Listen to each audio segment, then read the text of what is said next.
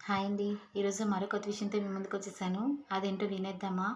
ఈ రోజుల్లో చాలామంది వివాహేతర సంబంధాలు పెట్టుకొని తమ బ్రతుకులు వారు నాశనం చేసేసుకుంటూ ఉన్నారు.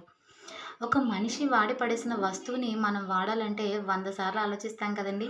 అది ఆఖరికి టూత్ బ్రష్ అయినా సరే. మరి వాడి పడేసిన వస్తువు దగ్గర మనం అన్ని సార్లు ఆలోచించినప్పుడు, ఒక మనిషి వచ్చేసరికి మనకెందుకు అలాంటి ఆలోచన రావడం లేదు? అసలు ఎదుటివారి భార్యని కానీ, లేదా భర్తని కానీ మనం తీసుకోవాలి అన్నటువంటి పాడు ఆలోచన మనుషుల హృదయాల్లోనికి అసలు ఎందుకొస్తుంది?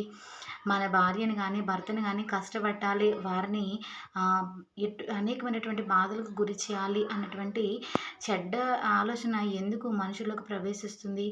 అసలు మనం తీసుకునేటువంటి నిర్ణయం ఏదైనప్పటికీ అది మనకి నష్టం కలిగించినా పర్వాలేదు కానీ, ఎదుటి వారికి నష్టం కలిగించేలా మాత్రం ఉండకూడదండి. ఈ రోజుల్లో మనం ఎన్ని చూడడం లేదు.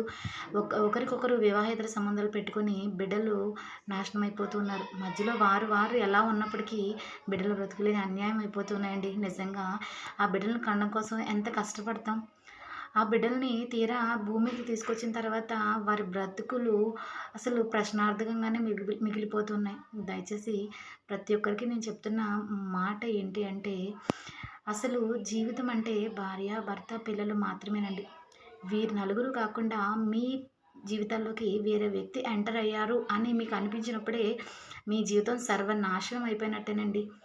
దయచేసి నేను చెప్తున్నాను, మనకు దేవుడు మనకిచ్చినటువంటి భాగస్వామితో మనం సంతోషంగా గడపాలే తప్ప, దేవుడు మనకివ్వలేని వాటి కోసం మనం తాపత్రయపడి, మనం కష్టాల్లో పడడం అనవసరం అని నా ఆలోచన.